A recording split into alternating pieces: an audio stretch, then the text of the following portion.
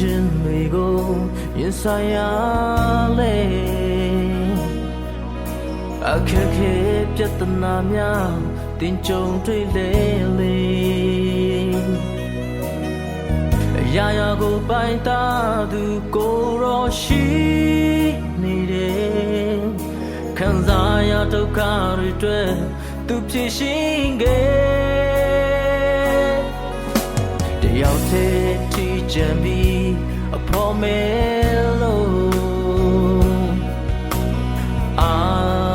ငင်နေပြီလားလေချစ်ချင်းမြတ်တာရှင်ကိုယ်တော်ရှိနေတယ်တင်နာမျက်ရှိကရဲ့ဖော်ပြပေးမယ်နေရချိန်တိုင်းမှာ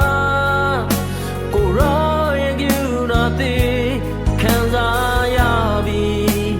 ဘာလို့လဲလို့လဲကျေးဇူးတော်ကြောင့်သာလာမယ့်နေ့နာကအတွက်မမှုတော့ပါကိုရောရှိနေတယ်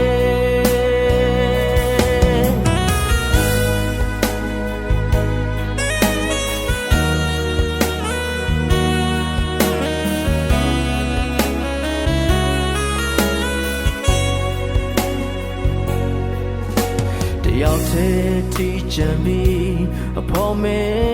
လို့အာငင်နေ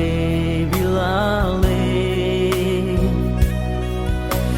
ချစ်ချင်းမြတ်တာရှင်ကိုယ်တော်ရှိနေတယ်တင်နာမျက်ရှိကရဲ့ဖော်ပြပေး